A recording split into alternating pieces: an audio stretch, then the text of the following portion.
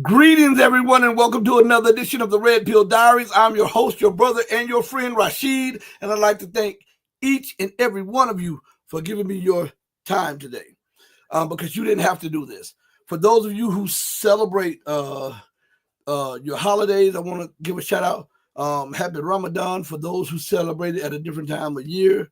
I have to say it, Ramadan Mubarak, Ramadan Kareem. Those who have celebrated Thanksgiving. If I didn't give you your wishes, I'm saying happy Thanksgiving, belated Thanksgiving. Please charge it to my head and not to my heart. I'd like to thank everybody for joining me on the most powerful platform for truth, bar none, anywhere on God's green earth. This is your platform for education, elevation, and edification. This is the Red Pill Diaries. Shout out to my guy Joel Bradford in the building. Shout out to my guy Pedro 58er is in the building. Shout out to everybody that is watching, all of the people who are joining us and who will join us. The name of the show today is called Running on Fumes, an Empire in Crisis. Now, there's a few things that I want to address, and not tooting the horn of the show, but we were I would say light years ahead of other people as we watched what was going on. For those of you who are constantly looking at the show or watching the videos or something, you know that I did a show with Brian Berletic of the New Atlas. And prior to that, I did a show with my guy called Czar, and I did a show with Larry Johnson. And as I was talking to everybody, I was trying to show them the connectivity of the geopolitical playing field. The connectivity, all right? And I was trying to show everybody that what was going on was not confined to Ukraine. It was not confined to the Caucasus. And I was trying to show you that when America sees things, she sees it as a game, and she sees the whole world as a game, and she sees herself as the master strategist and the master technician to move the pieces around to eventually get what she wants, her in the UK. So when you hear me say the US, I'm always talking about, unless I specify, I'm always talking about the US and the UK, okay? These are the two daughters of Babylon. They're one and the same. Just like when we look at Israel and we look at the policies of America, we look at the policies of the UK, they're one and the same, okay? So listen, everybody. So I was telling you guys that when you see a move over here, there'll be a move over there. And I specifically told you about how Syria would come into play and why America assassinated their lapdog, Rafi Hariri. And now you're looking at it as Russia is starting to cause the collapse of the front line of Ukrainian forces, and America is getting very mad. And now you see the ATACMS, the Storm Shadows, the other weaponry that she's passing along. We know that it's a little bit too late. Shout out to None of Your Business. But we know that it's too little too late for that. But there are multiple pieces on the game. And so they go over to Georgia. They lose out in Georgia. They're over in Romania. Oh, Romania is a saver because we banned some Romanians from voting, and we made the so-called democratic process fall to our liking. Okay. Then we're saying, okay, even though Armenia is reorientating itself to the West, there's still a lot of people who want the prime minister of Armenia out, and they fought him, which they should, for causing the collapse of Nagorno-Karabakh, I believe that's how you pronounce it. But now we see that things are not moving at breakneck speed in Armenia because Russia has bases there. We see that Pakistan is now realigning itself and openly now saying that we're looking more to Russia now. We're looking more to China now, right? And then we're looking at the play that America made for India and saying, we'll give you this technology, we'll transport you these advanced engines. And then India said, okay, but then at the same time, India had to check itself because it is reliant on Russia for a big majority of its military needs, and everything that it says made in India has Russian help to it. All right, I'm just being honest. It has a lot of Russian help to it behind closed doors. And then the Indian economy and the Indian economic rise is dependent on China. Let me say that again. India's economic rise is dependent to a certain extent on China. India is the largest exporter of medicine, right? But they get all of the ingredients from China. India needs rare earth metals. China is the largest exporter of rare earths. India needs investment in its infrastructure. Guess who's the largest investor in the infrastructure? In the tech sector, guess who's the largest? Guess who's the largest? So India had all this because it always wanted to be competing with China, and it always felt that it should have rose, had risen along with China or above China. And they have never let go of the 1962 border war where China spanked them. They've never let go of that. Okay, never. So America thought that she could play on these tendencies, but reality sets in. America is not bordered with India. You can't pick India up and move it to North America. But we do know that China is bordered to them. So now there's a reconfiguration of thoughts there. So America has to go somewhere else. So what is she trying to do? She's putting it out in the news now that America may now sanction Iran. Listen to this good, because this has everything to do with what's going on in South Korea. And this has everything to do with what's going on in Syria right now. All right. So America has come out. She put fillers out to see what the reaction of Russia would be, what the reaction of Iran would be, what the reaction of China would be. That they may start imposing sanctions on Iran for the transport of oil and refined products and gas. Guess who would that would hit the hardest? China. Right? So that's what they're doing. So they are claiming to be against Iran, but in reality, they're using that to block China from its rise. And they're trying to cripple China's economy. So what Iran and Russia has done behind closed doors have come up with some type of agreement for Russia to sell Iran's oil through land routes to China. All right. So we're watching all of this going on. And so America's losing out there. So now she positions herself to Syria. A lot of people say Erdogan, Erdogan, Erdogan, Erdogan, Erdogan, Erdogan, Erdogan, Erdogan. Erdogan's mad because he was left out of the negotiations. And he's in control of Jumba al-Nusra and all of that stuff. Listen to me good. He has a say in it. He has connections. But America and the UK run these terror outfits. Don't ever forget that. When you put the focus on a stooge, more people focus on the stooge instead of the people who are pulling the puppet's strings. Okay? So they would have you to focus on Erdogan. And instead of focusing on Joe Biden and his administration and the deep state and the UK and the Starmer and his administration and the deep state there, they want you to focus on the little man on the totem pole. Isn't that what they do all the time? When something goes on, they throw this person out there for the vitriol and for the political and public abuse, while the people behind closed doors remain hidden and they're still doing what they're doing. Don't you think that they do this on a global scale? Huh? Oh, yeah. It's freezing up in here, but I had to turn on the heater, and now I'm sweating. Everybody, excuse me. And I have these bright lights from, the green screen and the bright lights. Man, these things are so bright, they make you sweat like this. Maybe some of you who are looking to lose weight need to get some of those bright lights, those that goes with the green screen, because, man, these things are super bright. So then we look into what's happening in Syria. Is Erdogan playing a part because he feels that he's been betrayed or that he's being left out? Sure. But don't make this more than what it is. Who created ISIS? Who created Al-Qaeda? Who created Jumba al-Nusra? Who created these terror organizations and who funds them? For 1 minute, I want you to understand something. You mean to tell me that the United States is an ally of Turkey? The United States almost pulled off a coup, the United States and the UK, in Turkey, right? The United States has intel and surveillance across the region, and they didn't know this stuff was going to happen? Huh? Do you ever think about that? And so once we have to, you know what? Let me play something real quick, and we'll come back, because I want to come back to that. because I'm going to play the two clips that I often play because people have short memories. All right? People have short memories. So I'm going to play these two short clips to remind you who runs the terror organization. And remember that al-Nusra Front is a spinoff from Al-Qaeda.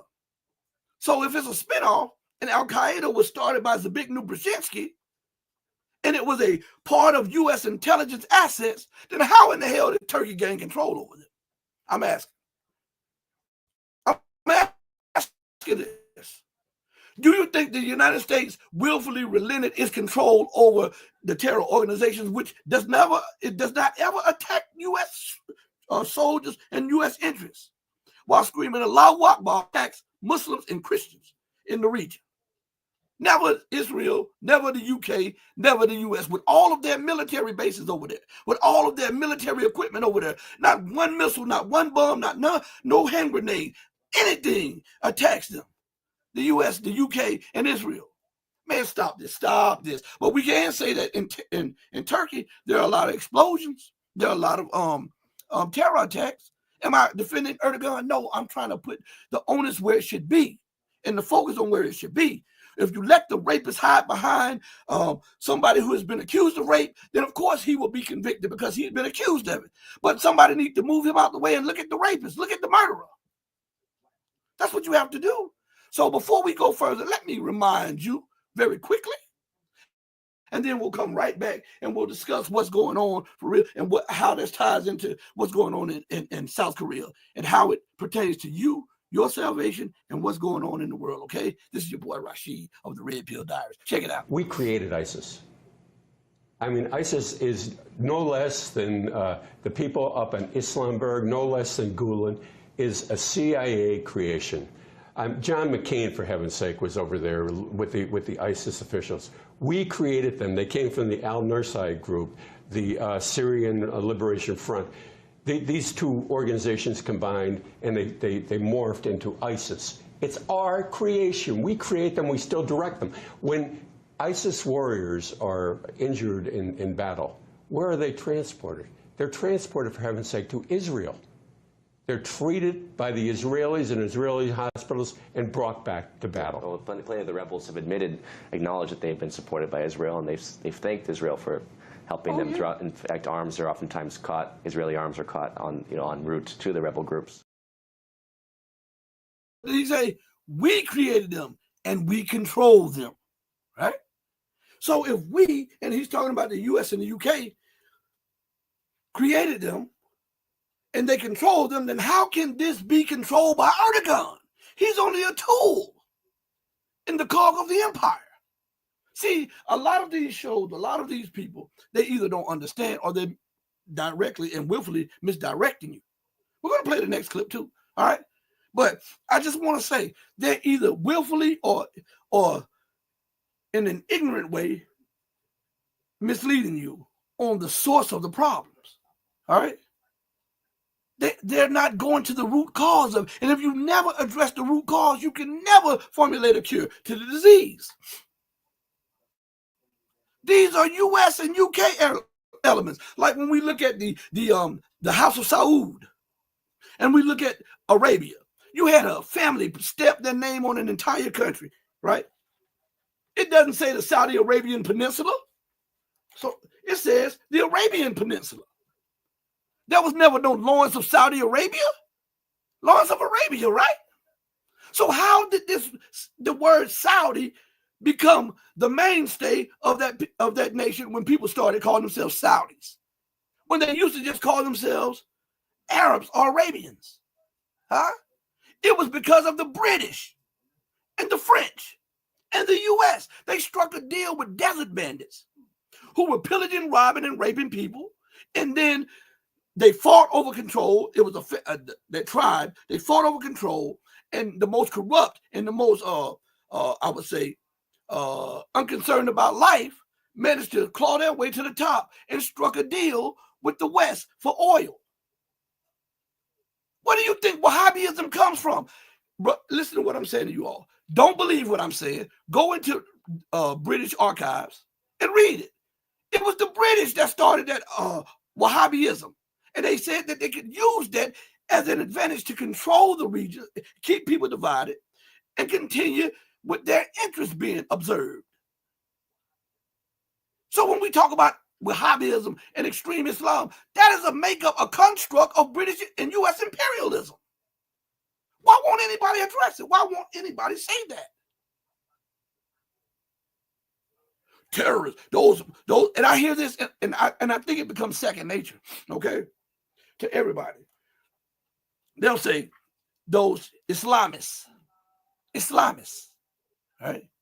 They'll say those Muslim extremists, right?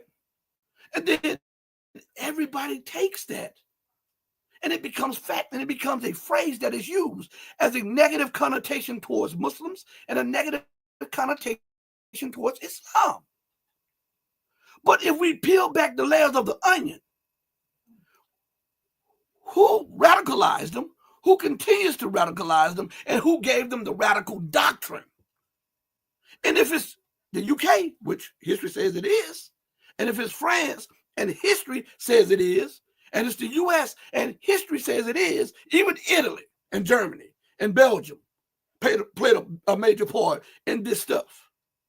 And if history best rewards those who research it, if you are allowed to say Islamic fundamentalists, Islamists, Islamic extremists, those Muslim extremists in the nations that have perpetrated the crimes or labeling themselves as Christians, well, shouldn't you also be able to say that's Christian fundamentalism, Christian extremism? What the hell do you think back in Israel is to the T? That is a Christian fundamentalist mind. They throw out reason, law, and education to bag Israel. Why? Because their beliefs, their misbeliefs, I should say, is that Israel is the land of the chosen people.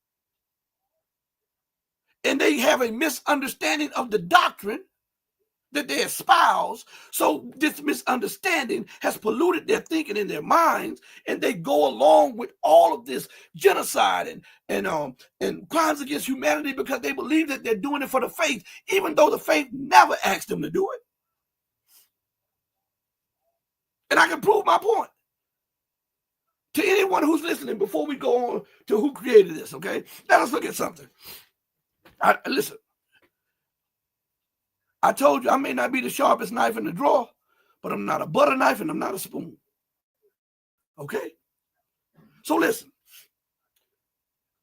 Let's go to something, because I want to address the fundamentalists, because I always address the Muslim fundamentalists. Now let me address the Christian fundamentalists, okay? Two sides of the same coin. All right?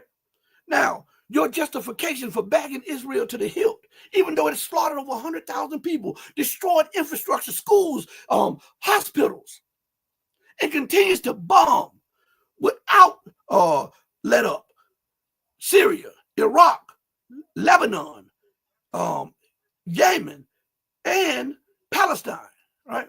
Your justification for allowing that to happen is that they're the chosen people and your Bible told you that. Well, let's examine that for a minute before we go further, right? How did Israel come about? I'm not talking about according to what somebody else is talking about. I'm talking about what's in that Bible, all right? We'll talk about something. We got to tie this in because I want to explain something to you. People don't address these issues because, first of all, it forces them to face reality. It also conflicts with deep held beliefs. And besides, some people, when they make up their mind, they don't want anything to change what they want. So what we're going to do, we're going to lay it out here as we connect and weave this stuff together for geopolitics and economics, okay? So if you go into your Bible, it tells you how Israel came about, okay? Don't let the name fool you, Rashid Muhammad. Don't let it fool you. I'm a student at what I do. And it says that they weren't always called Israel, right? It says the angel came to bestow a blessing on somebody, right? Right? But the person that got the blessing wasn't the person that the blessing was aimed at. The angel, according to you Christians, listen to me good. It's in there. It says that the angel came to bestow a blessing on Esau.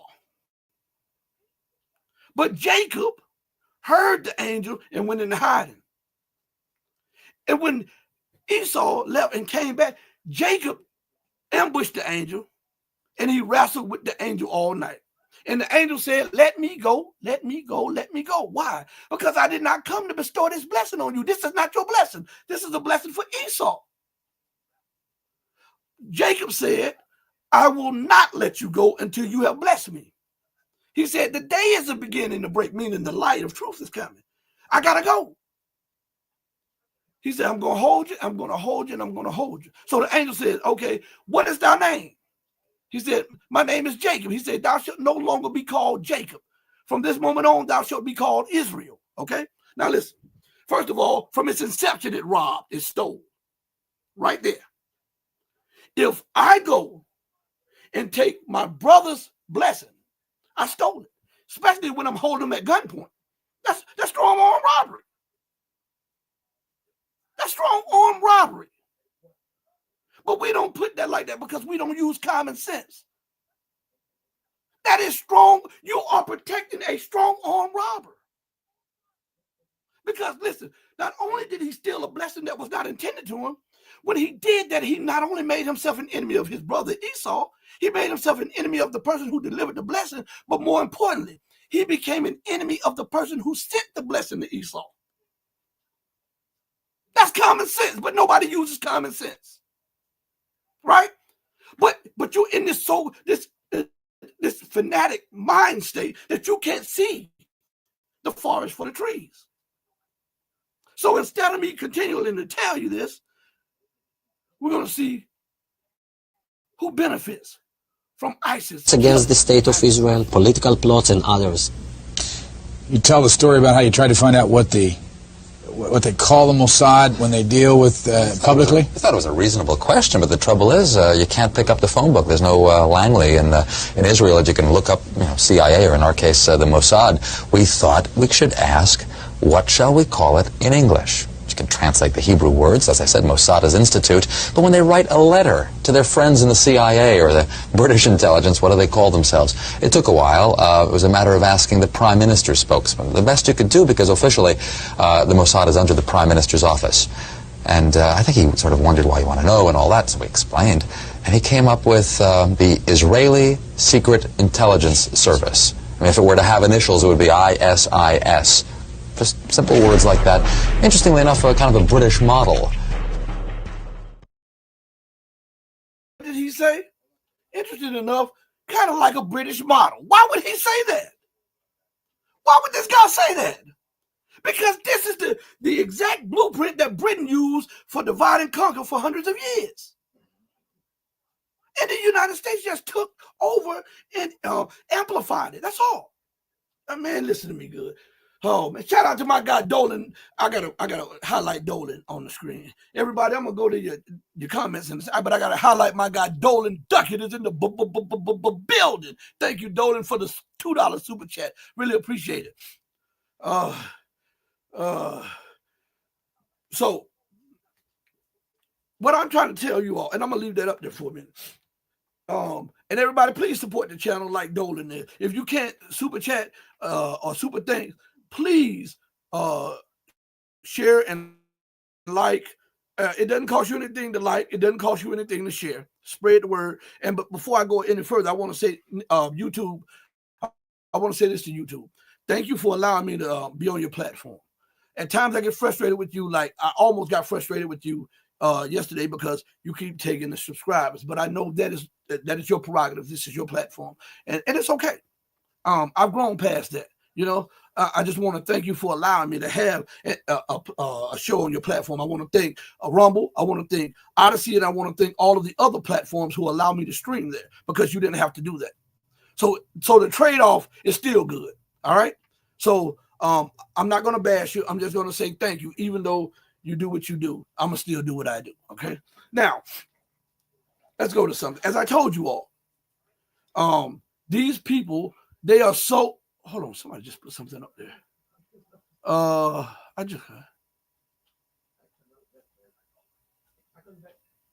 Somebody just put something up there. No No, it goes to the, who was that just put that up there? Joel, it's a little more complicated than that.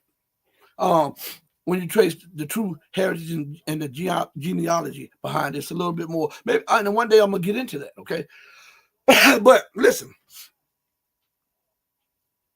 so we see that America is the fanatic. We see that the U.S. and the UK and the West are the fanatics, not the people who are defending their land. They say, well, on 9/11, 3,000 people died. Well, that's true, and our heart goes out to that, you know, and death is never wanted, okay? But what about on a daily basis when hundreds of people are bombed by the U.S., the UK, and the Western world in those regions? They don't get to have anger. They don't get to lash out. They don't get that. It's only when you're struck that you scream. Huh? What I'm trying to show you is the hypocrisy of the West and all of the blood that's on their hand and how they'll switch something around. They'll demand that Iran. I was reading an article, and I'm gonna come back to this about Israel and Palestine and South Korea. But I was reading an article, I think it was on RT, and France was saying Iran is close to getting a nuclear weapon. Iran is doing such and such. And I'm like, huh? First, it throws me back because I don't understand how Iran and the rest of those nations even allow the West to even talk to them in that manner. As a man, how can you allow a person to talk to you? First of all, you can't say anything about a nuclear weapon to me if you have 100 of them, if you have 300 of them, if you have 3,000 of them. You can go sit down somewhere. You're not going to monitor me. You don't let me monitor you. No IAEA going to be up in there. You put them in your nuclear plants, and then we'll call it and then I'll put them in after I get what you have, and then we'll be even. An even swap is not a swindle. They're always, well, Iran may get one. You got 2,000. Or Iran may get one. You have 300. And I would not go into all this denial. I'll say what I have to say, and I'll leave it like that. So, well, we believe you have some. Okay. Well, we may have to invade. Well, do what you got to do. But remember that for every action, there's an equal or greater reaction. See, this politicking that they do is not what grown-ups, the everyday grown-ups would do. They act like children playing games with lives of everyday people. With everyday people. Think about that. The same people who are threatening to bomb Iran are the same people who are bombing nations around the globe. The same people that talk about democracy are the same people who are trying to overthrow the democratically elected government, the newly democratically elected government in Georgia. The same people who are talking about democracy are illegally occupying 1/3 of Syria, and it's causing terrorists to flood Syria again. The same people that are talking about Ukrainian territorial integrity and its independence and its rights, ignore the rights to African nations, ignore the rights to Latin American nations, to the Middle Eastern or West Asian nations, the Asian nations, and even some European nations. They push them out of the way. Let me give you an example before we go more into this. Now, I said this on one of my shows before.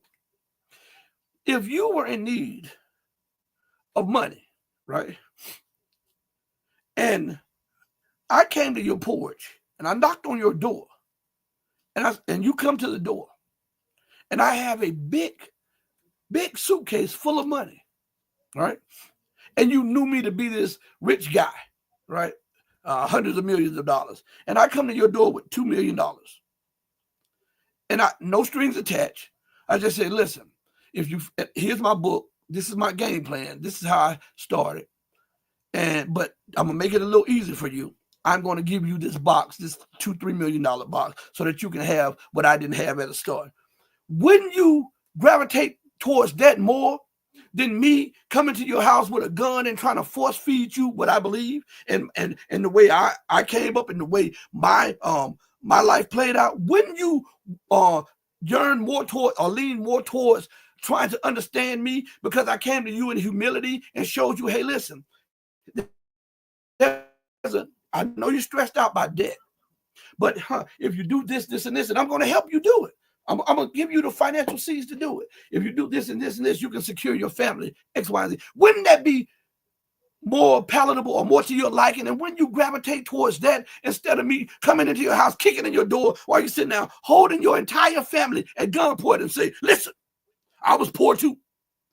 I'm demanding that you transform your lives and do what I say do so that you can be more like me. So my point is this. If the democracy that the West is offering is so good, then why the hell do they have to force feed it to the entire world through the barrel of a gun? Common sense.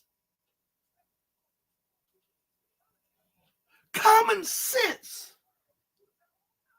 I don't have to be in your neighborhood. I don't have to be on your doorstep. If you see me and you see the progress of where I came from and where I'm at and how I'm treating people and how I'm treating myself and how I'm trying to live, that becomes something to motivate you to say, hey, listen, this guy came from the same circumstances I came from. Maybe I can employ some of the stuff that he has along with what I have and make it that way, but it would suit me and my family. Instead of me coming in your house with guns trying to force feed you what I've done and trying to mold you into what I am. Right? Why is that so hard?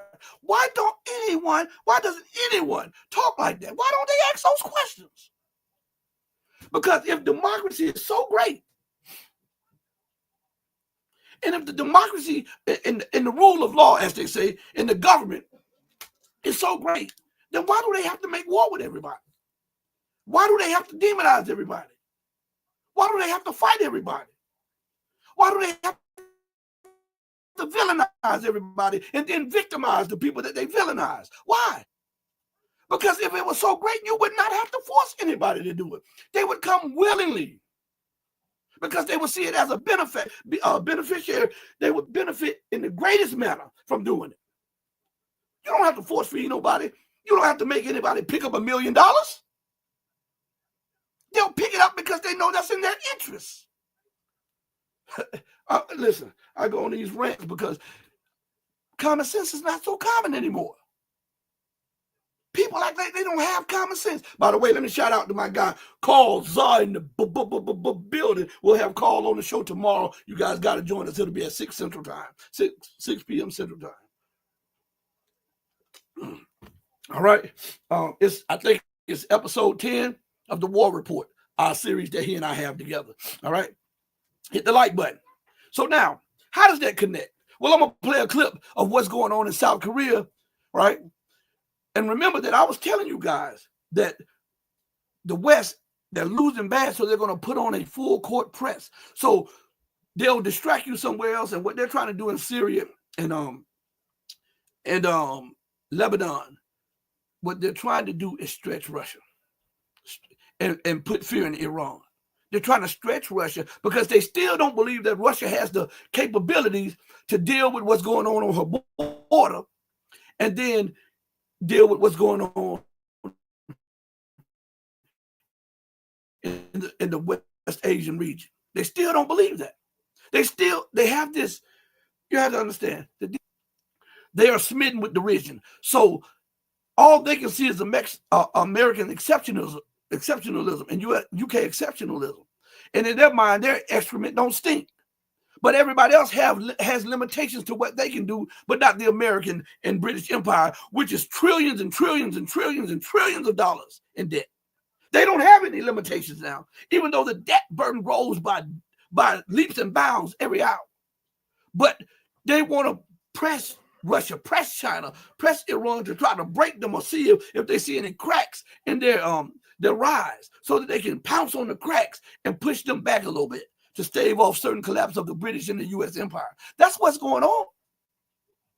I'm going to tell it to you like it is. I know people are getting mad, but hey, like I always tell people, it's better to get pissed off than to get pissed on, you know? So that's real. And I'm going to look you in your eyes and I'm going to tell you the truth. I know that's not what they do nowadays with this gender bending and all of this other stuff.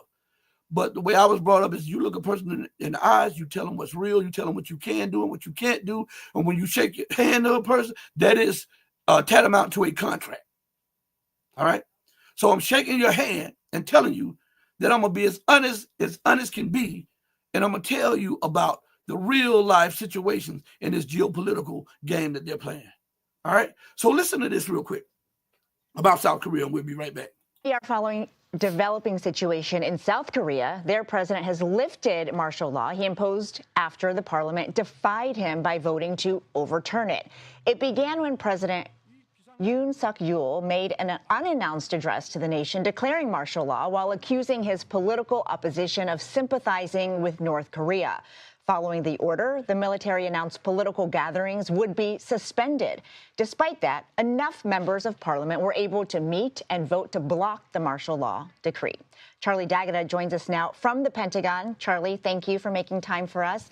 Can you walk us through how we got to this moment and what has happened since the martial law was ordered? Ouija, nice to see you again.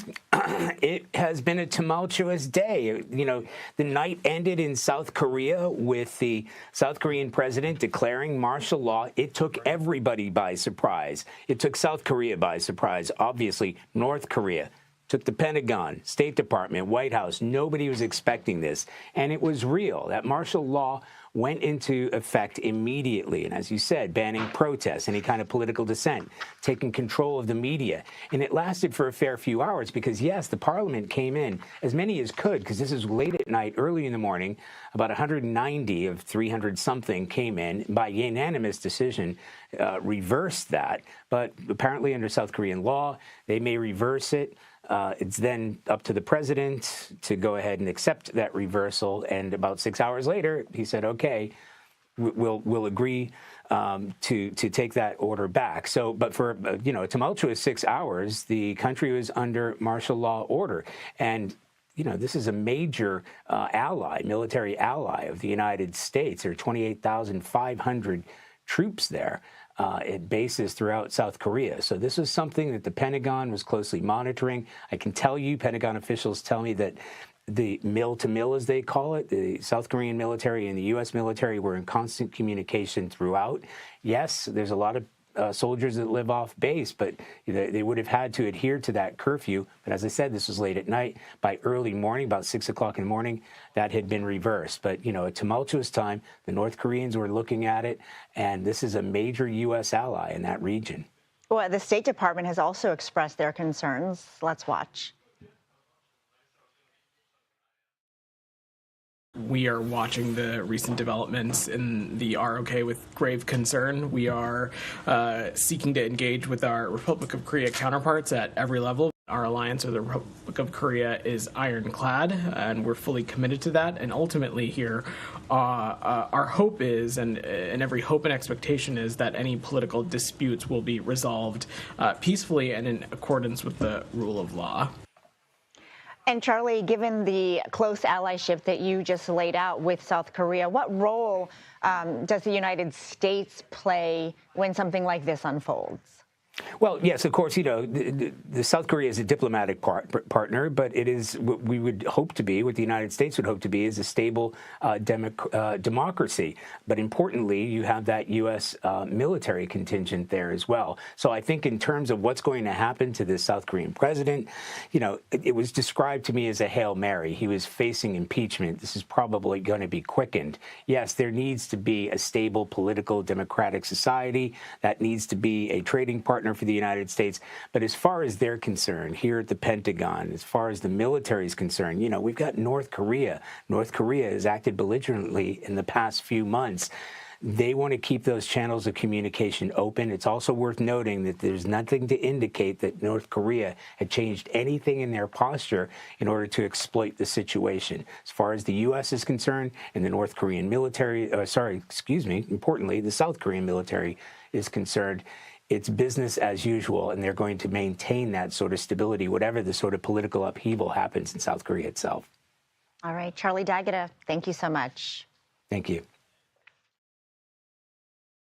I'm going to replay part of that clip in just a second, okay? Because there's something to that clip. But at the end of the clip, the guy's talking about North Korea has acted belligerent lately. Now, North Korea has no basis on America's border.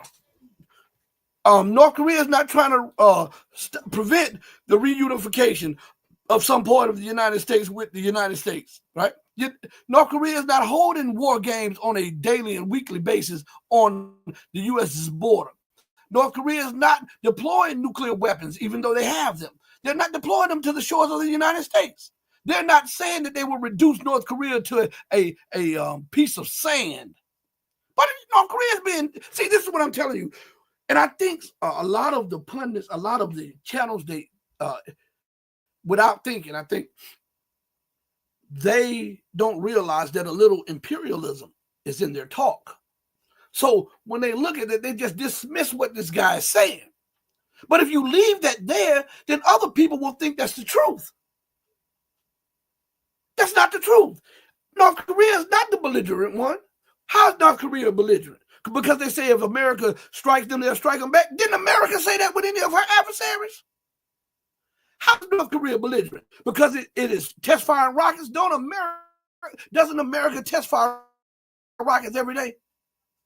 How are they belligerent when America has something on North Korea? It's not the other way around.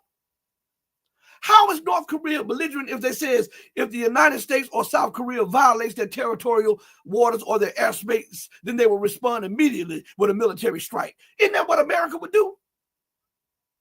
Huh? And why don't people let this pass? The hypocrisy. I'm telling you this. It's what I tell you. There's an atmosphere of hypocrisy and exceptionalism and imperialism. And it seeps down and it permeates into the minds of the average person in the Western world. So when people say stuff like that, it just is accepted and they keep moving on. But if you don't address these little things, it becomes facts. Even though it's wrong, it becomes facts in the heads of most people because they don't have the access to the intelligence. They don't have the access to real-time movements and what's really going on the geopolitical chessboard. But we have to address that. But I want to go back to something that he said, okay?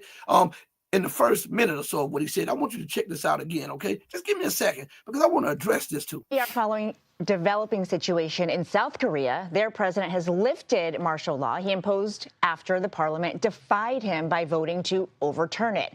It began when President Yoon Suk-yeol made an unannounced address to the nation declaring martial law while accusing his political opposition of sympathizing with North Korea. Following the order, the military announced political gatherings would be suspended. Despite that, enough members of parliament were able to meet and vote to block the martial law decree. Charlie D'Agata joins us now from the Pentagon. Charlie, thank you for making time for us. Can you walk us through how we got to this moment and what has happened since the martial law was ordered? Ouija, nice to see you again.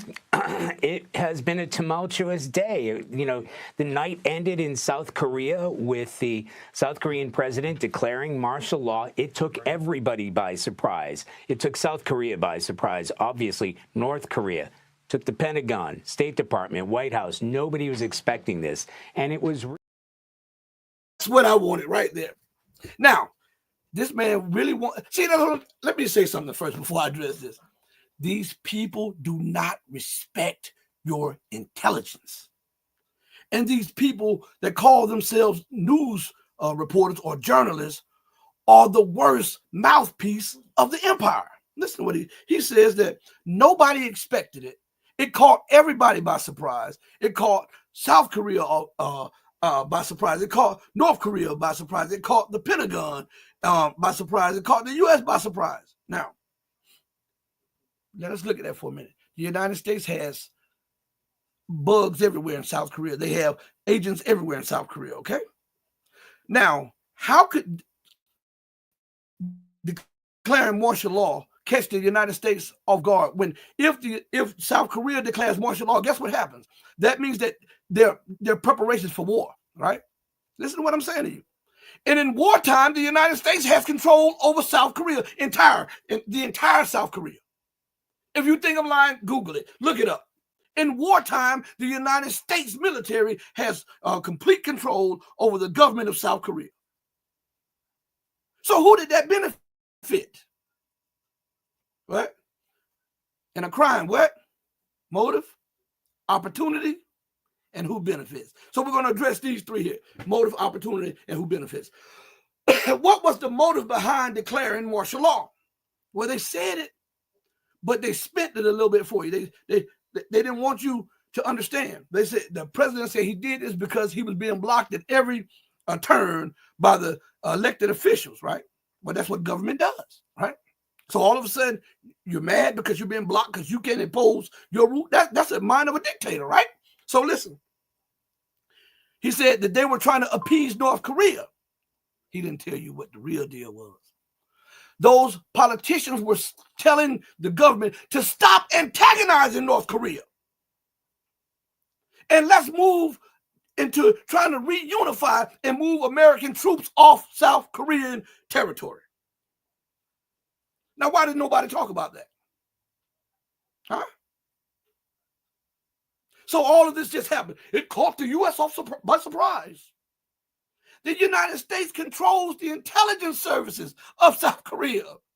It controls the military. And in wartime, or quote-unquote martial law, the government must abdicate its full responsibilities to the commanding U.S. general over there. But it caught the U.S. by surprise. Now, by knowing that, do you believe that? Knowing what you just learned, do you believe that? The people were, I said this on multiple shows. The people in South Korea are, and in Japan too, across wherever the United States have bases at, Okinawa and these surrounding regions. The people are protesting daily. They've been doing it for years, demanding U.S. troops to leave. The U.S. media and the Western media will not report it. And so the people were protesting, and some of the officials were saying, listen, we know we have problems with North Korea, but let's stop antagonizing them with all of these war games. Let's put a halt on all of this and tell America, let's dial down the provocation and the war games. Please don't deploy your aircraft carrier group here, and please don't deploy your nuclear weapons vessels here, nuclear armed vessels here. And all of a sudden, we have a martial law. Motive. Huh? Right? Motive, opportunity, and who benefits. Motive, they were feeling like that all around the world, all of their lackeys are crumbling and falling. They're losing their position. Right? And if they could have enacted and kept martial law, guess what happens? Then they could move, they could play musical chairs with the politicians and keep the U.S. bases there, because they really don't care about South Korea. And in reality, let me be honest with you, they don't care about North Korea either. The object of the game is China and Russia. And the United States did a survey, not the United States, but I think it was the United States, and I think it was some other nation. They did a survey of North Korea, and they found that North Korea had trillions of dollars of untapped rare minerals. You know who controls the rare minerals? China. And they have untapped platinum and palladium and gold reserves, oil, untapped oil and gas reserves. So guess what? If they continue to mount pressure on North Korea, guess what happens? They believe that the economic sanctions, the psychological warfare, plus the military pressure on a daily basis could collapse the government of North Korea. Then they can put in their pliant government of South Korea to take control, and they can move their bases right up to Russia's and China's borders right there. And they'll have control. They would break the Chinese stranglehold on rare earths. Man, these people are wicked as hell. I'm telling you this. They don't care about life. They don't care about human rights. It only matters when they can use that as a trump card against you. That's it. You are just a hair to them in the wind. Right? Well, I tell you what. Why haven't you heard this? Huh? Ask yourself, why haven't you heard this? And all of this is playing in the backdrop while the United States is letting Israel loose by violating the ceasefire, which I told you was not going to hold. It was to buy time. It was to rest, rearm, and recalibrate. because they are pushing for regional war. They believe that this is their moment. If they can stop Iran from being a opposite pole of power to their lackey Israel, then they can still dominate the region and dominate the pipelines and the waterways and the land routes of the so-called the petro wars, right? That's what they want to do. And they believe that it is now or never, because the time has now run out for them to really beat China in the military confrontation. So we go back to what the United States announced when I told you at the beginning of the show, that they put it out there through the media that they may start seizing cargo ships and confiscating what's on the cargo ships. Now think about this. That's why they're trying to put more pressure on Iran to justify sanctions. To say that this is aimed at China, this is aimed at Iran, when they know all along that China gets a huge amount of its oil from Iran. That's like me coming into your house, telling you, listen, sit down, I'm not here for you, and then going over and slap your mother. How would you react? You'll get up and do something to me, because it reflects on you and it affects you at the same time. They play these word games with you guys because they believe that they have dumbed down enough of the masses that they can get away with this stuff. Seriously. So, and that's why they play the games with this platform here, erasing the huge numbers of subscribers, unsubscribing people. We have it all the time. People, we unsubscribed. Oh, such and such and such. Oh, the video got deleted. All this. Oh, you got suspended. Oh, all of this stuff. You got warnings. All of that. Now, if my show is buffering, I want to show you something. You can't see it, but I got proof. Before the show, I want to say it to everybody. It is not me. I hit the internet provider, told them to reboot everything before my show so I wouldn't have any problems. I got the confirmation that it was rebooted. So if there's a buffering, it's not on me. And then it says excellent connection. Okay. So I just want to let you guys know that. But I want to get to something. Okay. So we need to hear this real quick. All right. Because what this guy is saying is real. This guy says this is the last gas attempt by the Biden administration. And I'm going to tell you this. Shout out to my guy, Naeem88, for the super chat, the $10 super chat. I got to put you up there. Thank you so much. Naeem, let me see. Are they going to? Naeem? All right, there we go. Sometimes they prevent me from putting it up there. Yeah, that's what I'm talking about. Thank you. Listen, I want to play something for you guys, and I'm going to leave this up while I play it. Where is it at? I want you to listen to this. This is about 3 minutes. And we're going to come back and address this, and we're going to play another clip along the lines of this. And this is how you get a true understanding of what's going on. Remember, everybody in the alternative media is not alternative thinkers, you know? And everybody that you look up to, let me hold that back because I might offend some people. But listen, if they're not telling you these things, then what are they useful for? Huh? And I'm not talking, my shout out to my guy, Brian Berletti, all the people that's on my show, thank each and every one of them, because those guys come out and those girls come out and they tell you what's on their mind and some of their content. But I want you to listen to this clip here, and we'll be right back after it. Well, let's trust now live to author and former British diplomat, Ian Proud. Ian, it's good to have you join me now. So, Pentagon Chief Lloyd Austin has said that using long-range missiles will not change the situation on the battlefront. So the question is, so why allow Kiev to use ATACMS if they're not going to change the situation in the battlefront? Well, this is a last gasp attempt by a sort of failing Biden administration to go out and escalate the war, knowing that President Trump, when he comes in, actually wants to have negotiations to bring an end finally to this dreadful war, which serves nobody's purposes. It's quite a cynical and unconscionable move, in my personal opinion. Now, with Joe Biden being a lame duck leader who's leaving the White House in 2 months, the Republicans currently control Congress and are assuming the presidency in January. Is there anything they can do to block the Democrats' military moves before then?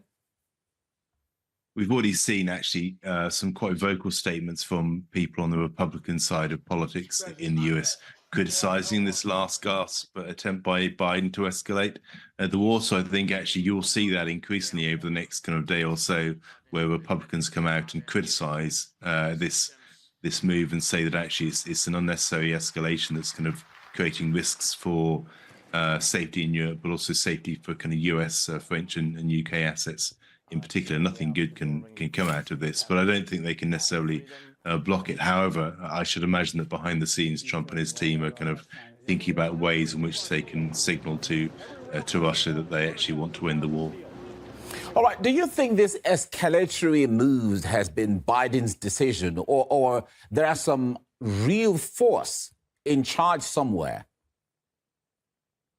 Well, to be honest, the people driving policy on Ukraine have been the same people that were in charge in 2014, the likes of kind of Jake Sullivan, who was actively involved in the overthrow of Yanukovych in 2014. He's still the national security advisor, even though she's been sidelined. The likes of Victoria Nuland and people on that sort of neocon side of republicanism. The deep state is kind of very active here. I don't think Kamala Harris plays a role, and Joe Biden is, most of the time having an afternoon nap, quite frankly. So I think, the deep state interests, including the massive military-industrial complex, in the US, is kind of very much keen to continue this war and gain billions and billions in further profit from it at Ukraine's expense. Right now, while countries of the global south have tried to come up with peace initiatives, the West keeps ramping the conflict up. Why is that? Well, the Biden administration keeps ramping it up, although it's done it in a very, very incremental way. They still cling to this idea that somehow Ukraine can deliver some sort of strategic, victory in a war that's very evidently kind of losing on the battlefield, as your report said, earlier. Lots of kind of, even the New York Times had a piece in the last day or so saying that this is a proxy war, by the US. And actually kind of they should end it as soon as they possibly can. So even kind of moderate voices in the US are turning against this ridiculous kind of, dangerous policy of the Biden administration. All right, we have to leave you here now. I am proud, former British diplomat, and Arthur, thank you so much for your insight. Thank you. So let's address that for a minute. He says this is the last gasp attempt. According to the Google's dictionary, that phrase, last gasp, is an adjective, and it means done at the last possible moment, typically in desperation. So it goes along with what I was telling you guys, that the empire is desperate. When people become desperate, they do desperate things, and things that the person that is not under that pressure looks at as crazy and ill thought of and all. When you're in a position of desperation, then anything that you believe that can buy you a little more time is rational, even when it's not rational. That's what he's talking about. So to show you what he's talking about, when he says that America's, she's starting wars everywhere, she's just desperate, right? I want you to see something real quick. Well, let me go. What screen am I on? All right, let's go here real quick. So I want you to understand, I pulled up something. And I just put in, you can put in these words also. I already knew the size, but I wanted to put it in there. South Korea is the size of what U.S. state? And it shows you that it's roughly the size of Indiana, which is a small U.S. state. Or it's roughly a little bit bigger than the state of, I believe, West Virginia, if I'm not mistaken. All right? Roughly about the size, okay? Now, why does the United States have more bases in South Korea than she has in Indiana and West Virginia? I'm asking. Why don't anybody ask these questions? And what are the needs for these bases? You say that you are the most powerful military, then why must you always have forward bases? The nations that you occupy, you say every nation has a right for self-determination. They have determined that they no longer need your presence there. So why don't you just leave? Because it's not in her nature. Did Britain just leave? No. The only time Britain left is when the financial disaster ensued. Not mostly military, financial disaster. You know why they left India? They didn't fully leave India. So let me get that straight. They didn't fully leave. They didn't fully leave these places that they claim to have left because they were still bound. These places that they left physically, they were still tied to them politically and financially. That's why you have that fifth column in India that doesn't know if it wants to be in the camp of Russia and China or be over there with the US and the UK. That was done on purpose. Why do you think that when everywhere the British pulled out, they left some type of disagreement with the neighbors? They did that on purpose so that you can refer back to them so that they can come up with an agreement that you can so-called, quote unquote, get along in peace. So if I start the trouble and I dictate the terms of peace, then I rule both of you. This is an age-old move by colonialists. And nobody calls it out. And I'm going to show you a little bit more of the hypocrisy of the Western world, okay? Let me play this clip right here. And I may stop it and then play it some more. And I may stop it and play it some more. It's a short clip. It's only like 4 minutes. But I want you to listen to the imperialistic talk in their mind. Now, to attack Russia, to openly state that we give Ukraine the weapons and we provide them with real-time intelligence, and we give them permission for deep strikes in Russia. Oh, but it's just to defend themselves. And then to acknowledge, yeah, we will be the ones pulling the trigger. That's not an act of war against Russia. No. Supplying F-16s and ATACMS and those uranium bombs and all the Abrams and all, that's not an attack on Russia. How dare you say that? Supplying weapons to Chinese Taipei, which is known as Taiwan, to fight its brother on the mainland. That's not an act of war. But if China were to supply weapons to the secessionist movement in the United States, this would be unacceptable for the United States. The hypocrisy and this self-conceited people here in the Western world. Listen to what this is. I just want you to hear the first minute before I play some more, because this is absolutely crazy. Listen to this. Hours after Russia launched a ballistic missile into Ukraine, the Kremlin threatened to attack a new American defense base in Poland with advanced weapons. Victoria Coates from the Heritage Foundation joins me now. Victoria, thanks for being with us. This would be, would it not, a direct attack on NATO? Oh, good to be with you, Brian. Yes, this is deeply concerning. This is a new missile defense base on the Baltic Sea. The United States just opened. It's called Aegis Ashore. It's one of our most sophisticated missile defense systems. It protects not only Poland, but also our Baltic allies, Lithuania, Latvia, and Estonia. And so, yes, this would be very much an attack on the United States, on NATO. And, you know, I have a very, very bad sense we're sort of drifting back into the Cold War here. Okay, so I want to talk about that very bad sense.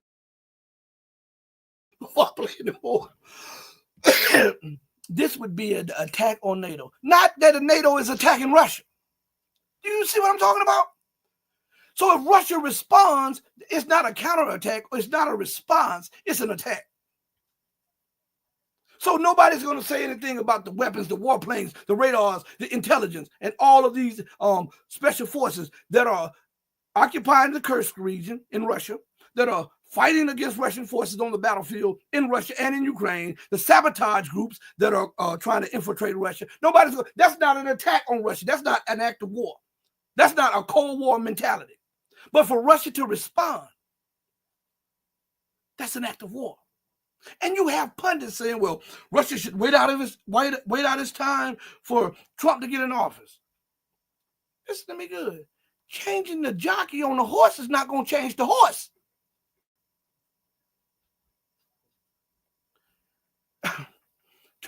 I want you to understand what they're saying, okay?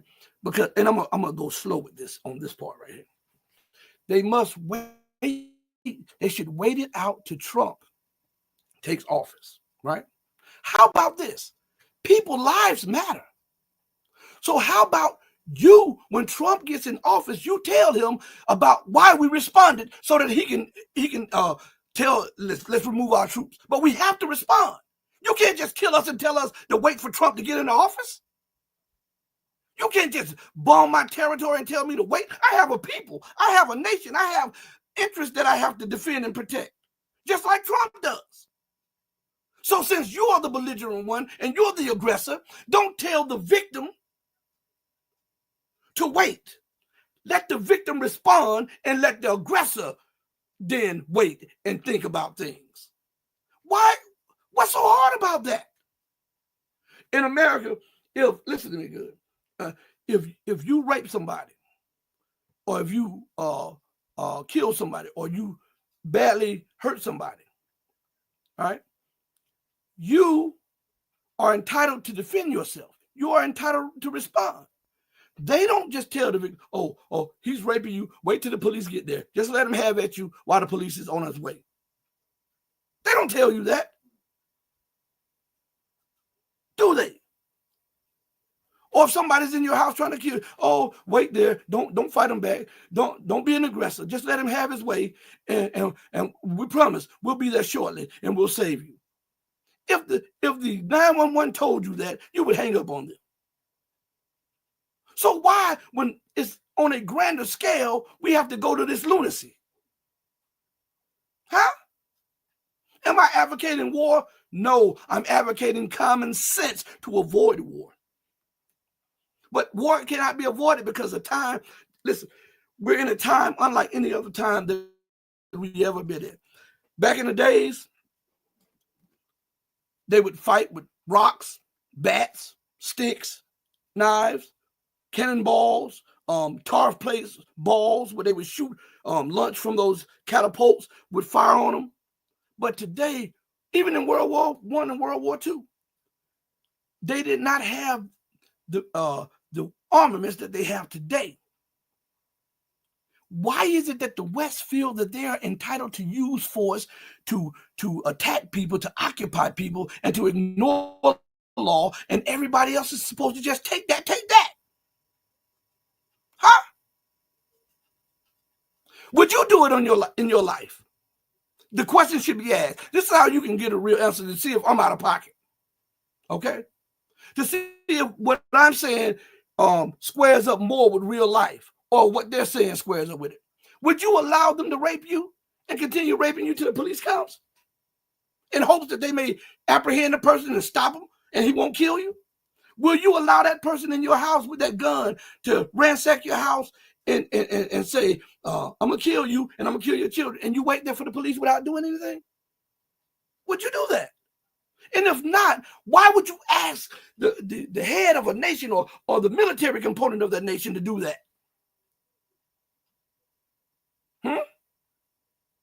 This is what I'm saying. Common sense is not so common today. And what we pride ourselves in over here is forcing you to think. Use that gray matter up there. Think outside the propaganda. Think outside the alternative norm. Think outside of the mainstream norm. Put yourself in these positions. And then look at what you would do if you were in that position, and how you would respond. And how dare somebody to tell a person that's being raped to wait till the police come there? How dare somebody be so condescending as to tell a person that's life and their family lives on the line to wait till the police get there? Life could be snuffed out. And if it's snuffed out, then snuff it out while I'm defending myself. Maybe both of us go out. But you won't have a freebie. Tell me if what I'm saying is wrong. I'm everybody, because I'm trying to. It seems like this is common sense, but it seems like it's not setting in to the average person. Okay, I'm gonna play that clip again, and I'm gonna read. Let me read a comment that just came up there. Incognito is in the building. Shelly is in the building. James Alec is in the building. Phobos Moon is in the building. Vera's in the building. Perseverance Chameleon is in the building. All right, shout out there. None of your business is in the building. So listen, I'm not gonna put up. I'm gonna leave that super chat up for a second. It says to prey on China. Yeah, that's what they're doing with the sanctions. They want to prey on China, but not just China. They see China as the most pressing threat. Again, I'm going to point this out to you because they are lunatics, and because China does not conform to the Western way, and refuses to be an Epstein girl or an Epstein boy. And so this is unacceptable. And how dare, see, I don't think most of you understand the depths of these people's mind. They believe that might is right, and they believe that the Western way is the only way in the Western world, especially if you don't look like most people in the U.S. and in the UK. That's what it's about. I'm going to dominate. Look at the policy. Everybody listen to me good. Go to these think tanks websites and then pull up their policies and read them. Everybody is belligerent. Everybody is testing the United States. Everybody is trying to unseat the United States. The United States is the victim in every paper. And then they say, well, China is striving to unseat the United States as the global power in Asia. Why shouldn't they? You're not. Huh? That would be tantamount to Shelley telling me, well, we have to, telling other people, well, we have to go after Rashid because he's trying to be the dominant neighbor in his neighborhood. And then you say, well, Shelley, where do you live at? And Shelley said, well, I live in Australia. I'm just throwing some. I live in Australia. Well, you don't live in America? No. You don't stay in a state? No. You don't even stay in this city or on this block? No. Then how in the hell can you get mad that I'm the number one power in my block, on my street, in my city? But America's, oh boy, I tell you what, the arrogance of these people is unreal. I want you to, let's finish listening to this, okay?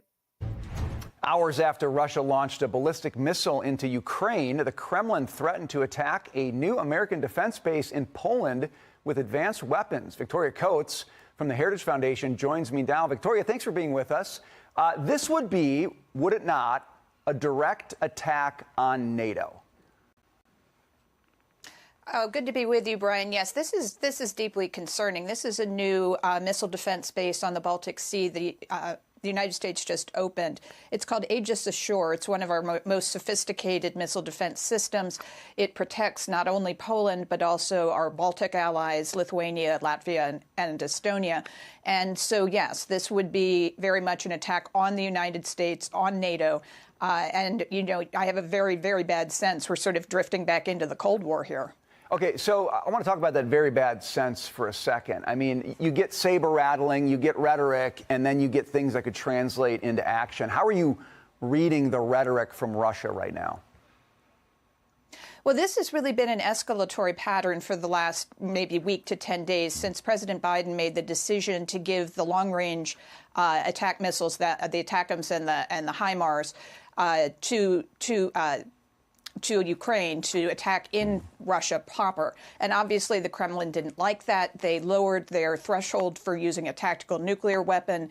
They fired off an ICBM, an intercontinental ballistic missile, at Ukraine, which was bizarre because those only exist to carry nuclear weapons, but this one had been modified to not carry a nuclear weapon. And now we have this. So clearly things are hotting up in Ukraine. And the problem is that the United States is in a state of transition from one president to another, and it's not entirely clear who's calling the shots. Do our adversaries view the 2 months before President-elect Trump takes office, do they view that as a window to do exactly this sort of thing?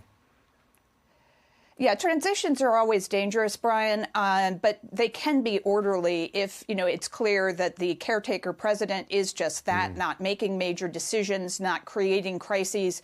But the Biden administration seems to be doing the opposite. It's almost as if they want to make this situation as difficult as possible for the incoming president. And I think, though, clearly Vladimir Putin knows Donald Trump.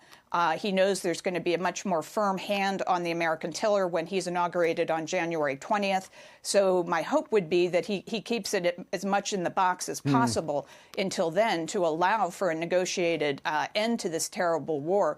But it's deeply concerning for the next 60 days. All right, next one for you, Victoria. Senator John Fetterman slammed the International Criminal Court after they issued arrest warrants for Benjamin Netanyahu and Yoav Gallant.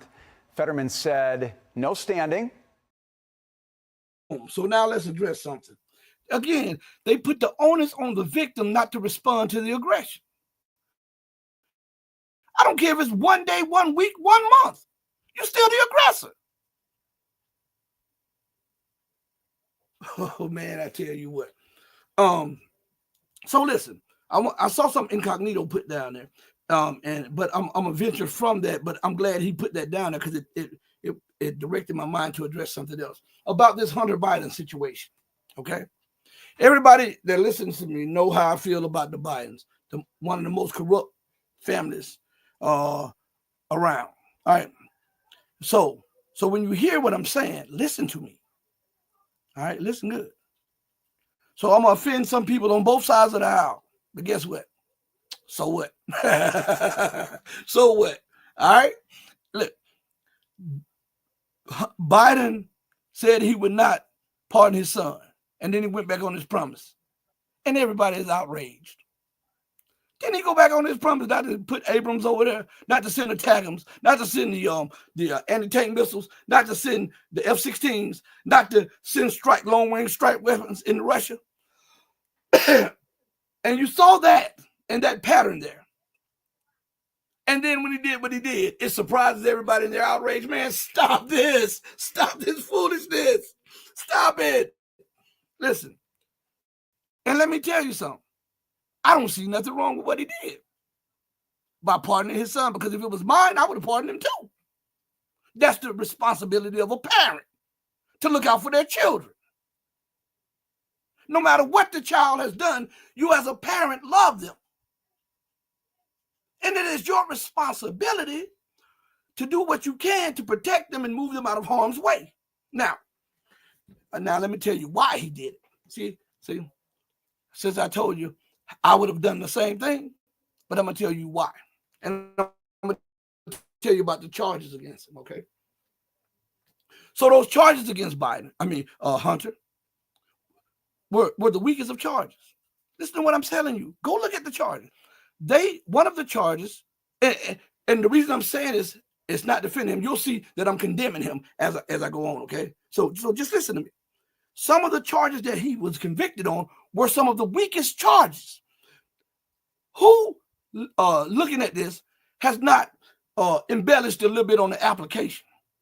They arrested him and charged him because he denied falsifying a gun application, because he said he wasn't on drugs or on cocaine or whatever when he was. That was one of the things he was convicted of. You tell me anybody watching this stuff has not fudged a little bit on an application. Stop this. Stop it. But I'm going to tell you why.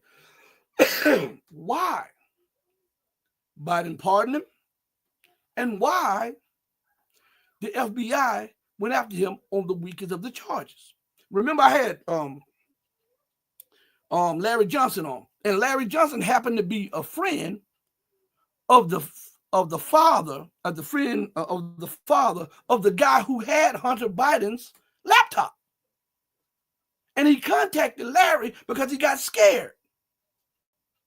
And I'm not revealing something me and Larry said behind closed doors. I'm just going to tell you what he said on my show, okay? And it was a lot of crap up there. A lot of crap. But they chose not to pursue the stuff that was on the computer. They went after the most frivolous parts. Why? Because the boomerang effect, because the stuff on there also pertains to high-powered people. So some of the same people are screaming about Biden pardoning his son. Some of those same people are just doing it for political points. But they understand that there was a boomerang effect, because if any FBI was serious about prosecuting him, there were way stronger charges on those computers than what they went after him about. But they had connection to these people, money laundering, the trafficking, and all of this other stuff. So nobody talks about it. All they talk about is Joe Biden went against his word. But you notice the people on the other end of the aisle or other side of the aisle are kind of quiet a little bit about some of that. All right? You know why?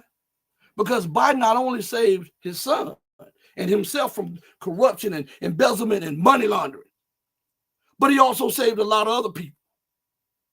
So this is not just a Democratic corruption thing. This goes all the way around. All the way around. So if we're going to call it like it is and not like we would like it to be. Because I'm telling you straight up, if that was my son, my nephew, my niece, my sister, my brother, or people close to me, I would have pardoned them too. I'm not going to lie to you. I'm not going to sit here and lie to you. But the difference between me and Joe is I would have done it earlier. And when people would have been outraged, I said, I don't care. I'm the president. The Constitution gives me the inherent right to pardon whoever I want to pardon. Deal with it. And would have kept stepping. So you telling me it's more grave to the Constitution and more outrageous and more affront to the United Republic and the legal system for him to pardon his child than the murdering of masses of people in Libya, North Africa, Syria, Lebanon, in Ukraine. So that trumps that. Man, stop this foolishness now. I don't know who you think you're talking to. Stop it. The national security, yes, sure, some of those charges had national security implications. But what's more detrimental to the country? Spending trillions of dollars to prosecute wars around the country, around the globe, to alienating everybody, to forcing people to remove themselves from your dollar system, which keeps your whole economy and military afloat, or Hunter Biden and his crack epidemic? Talk to me. I know people get mad, but I told you I only know one way to be, and that's to be straight up. To tell it to you like it, like it is, like it is, like it is. All right. So, let's see. Incognito said, somebody might off Hunter. Somebody might off. This is what I'm saying.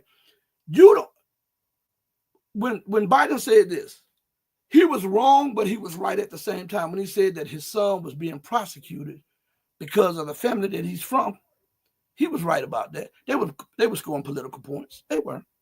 But at the same time, he was right to be prosecuted for the dirt that he did. Right? So in reality, he was right and he was wrong for that. And we just got to call it like it is. Just because you may be a Democrat, man, forget that. Just because you may be a Republican or independent, forget that. Just tell the truth. Tell the truth. Okay? You cannot please everybody all the time.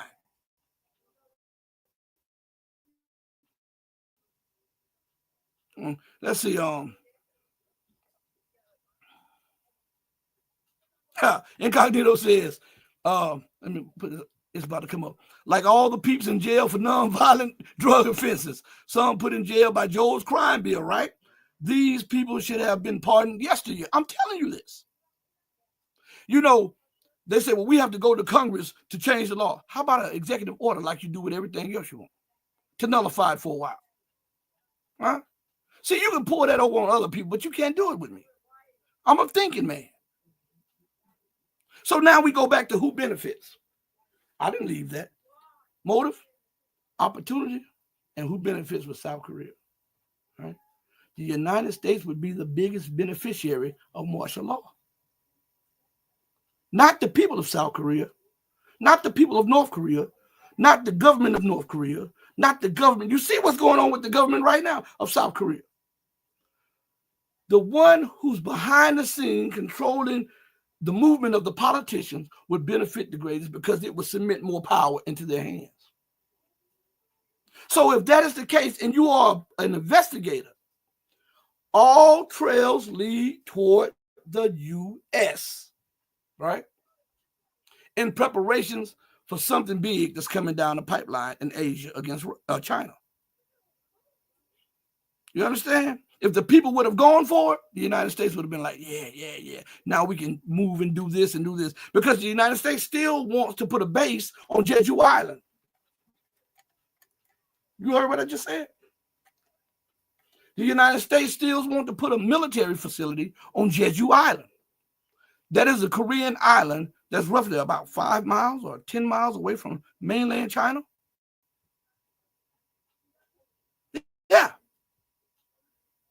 Y'all don't think this stuff is connected? boy. Man, I've kept you guys this long. Listen, you guys got to join us tomorrow. No, I'm not gonna go yet. I'm gonna stay a couple more minutes because some people are just joining. Give me a couple more minutes with my people. All right. Yeah, the military-industrial complex, Fly Crocodile. You're right. Incognito has it right. Has it absolutely right. Let me put this up on the screen right here. This is what I was getting at. Boom. Let's see. Bam. Right there. On the screen. So, again, when they try to tell you about all this mess about America's innocent and didn't know about what was going on in South Korea, who is the instigator of color revolutions? The U.S. and the U.K. They tried it in Syria. They did it in Libya. They tried it in Burkina Faso, in Niger, and Chad, and all of these areas. They tried it in Bolivia. They tried it down there in Colombia. They tried it down there in Panama. They tried it in Venezuela. They're trying it in Mexico. They're trying it over there in they tried it in Ukraine. They tried it in Georgia. They've done it in the Philippines. They tried it in Thailand. So you want me to believe that the masters of color revolutions and regime change and the imposition of what they call democracy had no inkling of what was going on and had no idea? Man, you know what I have to say to that? What you talking about, Willis?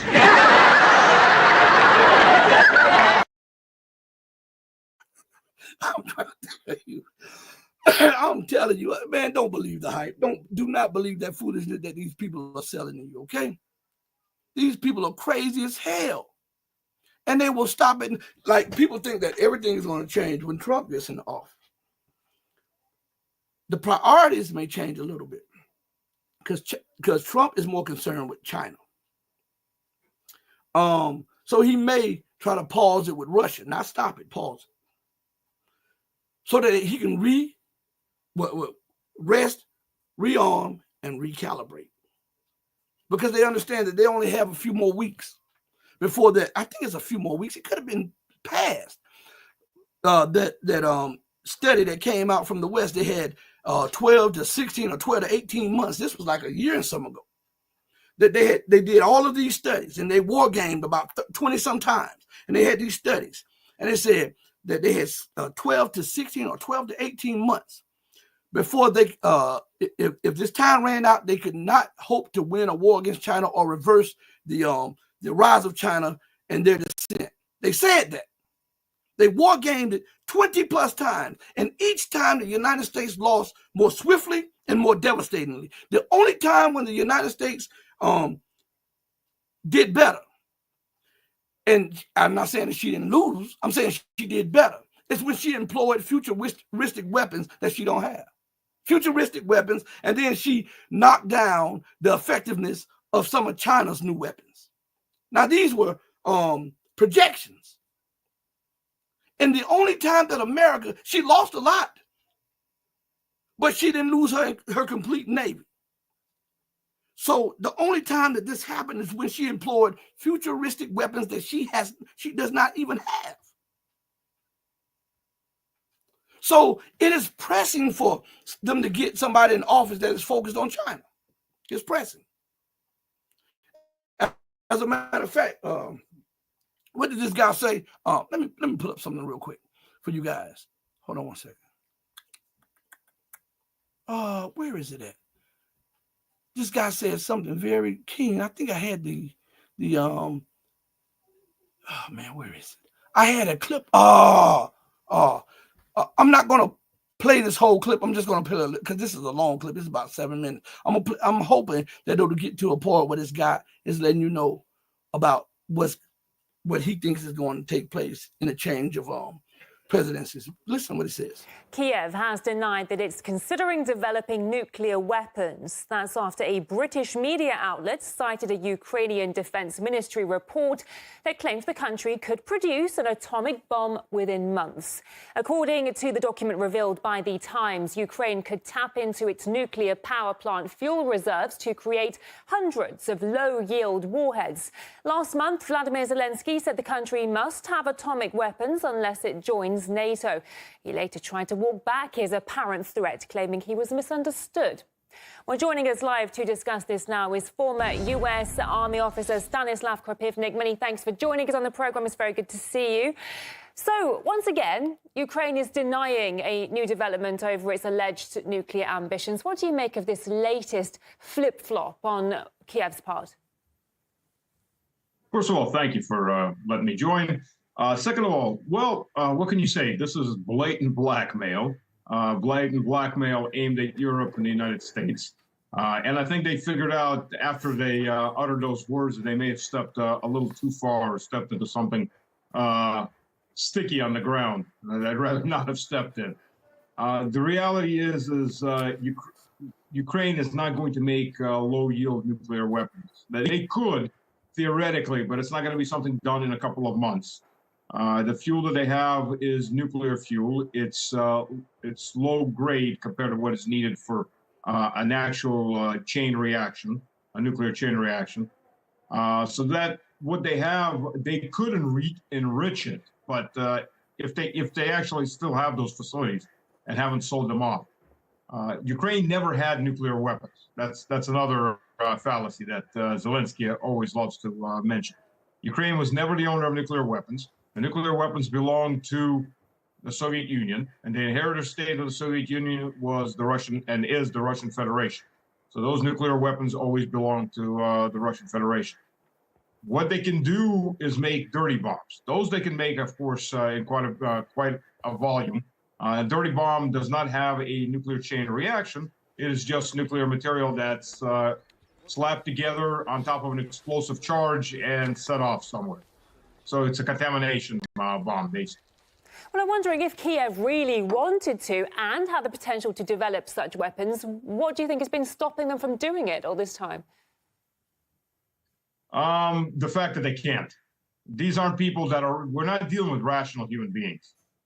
If they had the potential to actually make a nuclear bomb, they would have, and they would have set one off by now. No doubts about it. They have broken, in this conflict, they have broken every single law and rule that has been applied, every convention that's been signed, from using chemical weapons, which they do, to using to torturing, murdering POWs, civilians, organ harvesting. There is absolutely nothing that the scum that calls Kiev home hasn't done and won't do. So we know the fact that they don't have nuclear weapons because they haven't set one off. Let's say such a decision to develop atomic weapons was actually made by Kiev at some point and that they were capable of it. What could potentially be done to prevent that from happening? Well, first of all, we're already doing it. It's called the SVO, SMO in English. Well, if we recall, one of the main reasons for this was Kiev's threat to gain nuclear weapons. Which Kiev stated, as a matter of fact, that their aim was to acquire nuclear weapons. This was done in the beginning of February, if I recall, beginning of February 2022. That was their aim. Plus, NATO also wanted to set nuclear-tipped missiles in Kiev around Ukraine on the Russian border. So in both cases, the SMO is the exact response that would have, it should have, and is happening to those threats. I'm just wondering how, you know, with this report that's come out by the Times, citing this Ukrainian military report about atomic weapons, how it all aligns with the US President-elect Donald Trump's pledge to end the Ukraine conflict. It seems time is running out. Well, you know, honestly speaking, I don't believe Trump is going to be backing off on anything. First of all, if we look at his picks and nominations so far, this is going to be one of the most extreme neocon administrations that's been around since the last Trump administration. It looks like he's going to be making Biden look like a pacifist.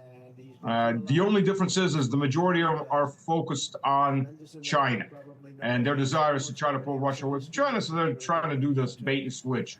Look, we'll back off on Ukraine, and they're back off Ukraine because they're losing. We'll back off on Ukraine. Just come over to our side so we can deal with China, and then we'll deal with you later. Is basically what they're saying. I mean, the people that Trump has nominated, because that's what they are at this point, nominations, except for Tulsi Gabbard. All the rest of them are extreme neocons.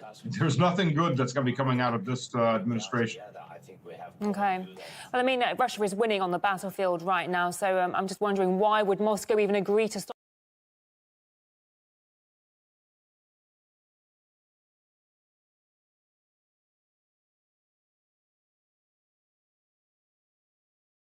Difficulties, they're starting to play with the stream a little bit. Okay. What is this pausing? Okay. Let me see something. It is pausing on my end. I'm sorry, everybody. They like to play this, and it kind of teases me off sometimes when I'm in the middle of a stream or doing something. But hopefully everything is going. Everybody hit the like button. Hit the like button. Okay? It's not going to cost you a penny. Hit the like button. I'm giving you an hour and 39 minutes. You can't hit the like button? Come on now. Anyway, so you heard what he said? He said pretty much what I said. Look at Trump's picks and look at what Trump's administration did before. People always giving him a way out. This is what I'm telling you. They don't give anybody else a way out. You know why? Because they're looking for hope. He's not a politician, and he had to make some compromises to be allowed to run for president. He had to make those compromises, or else he would have never been allowed. They had the gun to him. I'm talking about the political and economic and judicial gun to him. And they realized, hey, maybe we can let this guy run for president. But we have to have a lot of our guys in these key positions so that we can monitor him. And if need be, we can undermine him. Okay? Now, the one thing he said that I do not agree with, he says that all of these people are hawks except Tulsi Gabbard. Tulsi Gabbard is not a Ukrainian hawk, but Tulsi Gabbard is a pro-Israeli hawk. Okay? So, now, what does that mean? What are we looking at? We're looking at a rearrest, a rearming, and a recalibration towards China. That's the most pressing. But before they can do this, they got to try to pick off Iran. And this is what the so-called change that is coming to office this next month had to say. And it's very important that you listen to this, okay? Trump threatens Hamas with hell to pay. Now, I want you to listen to this right here, because I just read part of this. I saw the article yesterday, right? But I just read the title of it today. I mean, the title and the first sentence or whatever. But I want you to listen to this. The incoming U.S. president has demanded that the Palestinian militants free all of their hostages before his inauguration. Stop right there. So right there, we get a glimpse of what we're going to see. Why? Because according to international law, not because of according to Rashid or according to Donald Trump or according to RT, but according to international law, any occupied people or nation has an inherent right to armed struggle to free themselves from occupation. Go look it up. Go look it up. So this is only applicable to the U.S., the UK, NATO nations, and Israel. Those laws are not applicable to the truly oppressed, because the ones who are oppressing the oppressed are the beneficiaries of the laws. And so he goes and says this. I told you on this platform, we force you to think. You can't be lazy over here. You got to think. So listen to what he says. U.S. President-elect Donald Trump has warned that there will be all hell to pay in the Middle East, not just in Palestine, but in the Middle East, which is West Asia, right? If Hamas does not release its remaining Israeli hostages before he assumes office. Why didn't he throw that threat to Israel and tell Israel to release those hundreds of children that under the age of 13 that Israel has in their jails? What about him throwing that threat to Israel about all of the women in the handicap that Israel has in their jail with no charges? Listen to what I just said. They have no charges brought up against them. But instead of being just, fair, and right, he blamed the victim, because all he can think about is October 7th, not October 6th, 5th, 4th, 3rd, 2nd, and 1st. Only October 7th. Why? Because it hurt their minions over there on October the 7th. So as long as the people who hurt the minions were hurting October 6th and back down, it was okay. But how dare you hold hostages so that you can trade for the release of your people? You see, that's the same mentality of Biden, of Obama, of Bush, of all of these people. It matters not who enters the office. Like I said, it doesn't matter which jockey rides the horse is still a lunatic. Okay? And so he goes further and says, Hamas militants captured more than 250 hostages during their assault on Israel last October. Well, Israel killed most of them through the bombing, while 105 were free during a short-lived truce the following month, and several others rescued this year. Around 100 are believed to remain in Gaza, with Hamas it's a misspelling up here. So it says, while Hamas, with Hamas tying their release to an Israeli withdrawal from the enclave, a condition that Israeli Prime Minister Benjamin Netanyahu has refused to accept. So Hamas is saying, listen, we'll give you these hostages, but you got to pull your military and all your war criminals out of Gaza. Netanyahu says no. So you want Palestine to completely capitulate, because that's all. How is that any different from Joe Biden? How is that any different from Obama?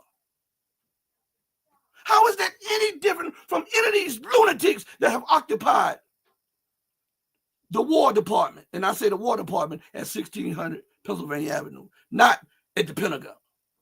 Okay? How is that any different?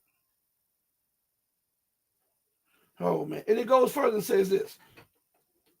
Everybody is talking about the hostages who are being held so violently, inhumanely against the will of the entire world in the Middle East.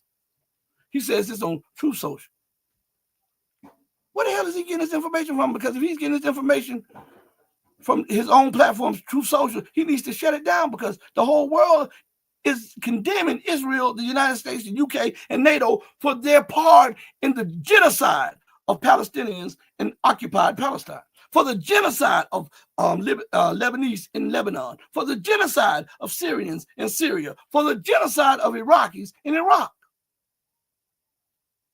So where's he getting his information from? Either he's openly lying, which is a telltale sign of what he would do in office, or he has picked the wrong people and is being fed a stream of foolishness. There's no in-between. There are no in-betweens with this. So he goes further and says, the article says, the incoming president then declared, listen to this, that if the hostages are not released prior to January the 20th, 2025, the date that I proudly assume office as President of the United States, there will be all hell to pay in the Middle East and for those in charge who perpetrated these atrocities against humanity. So it's humanity when it's Israelis. But we'll get to a ceasefire someday if it's the Palestinians. You're outraged for a couple dozen Israelis. You didn't part your lips for 100,000+ Palestinians slaughtered. Huh? And you think things have changed? All they are doing is playing musical chairs with the leadership. That's all they're doing. Musical chairs with the leadership. And that's why you see me always say, What you talking about, Willis?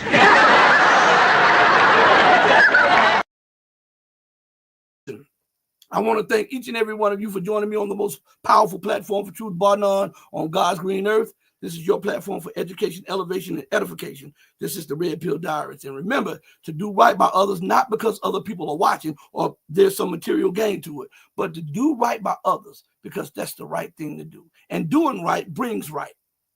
All right? And it can correct a lot of wrong. On that note, know that I love each and every one of you who loves truth. But know that the love that I have for you will always pale in comparison to the love that God has for you, the true and living God. Until we next speak again, stay strong, stay true, but above all things, stay righteous. Hey, mama, your baby boy still loves you more than life. Deuces, everybody. Thank you from the bottom of my heart. Peace. We're out of here.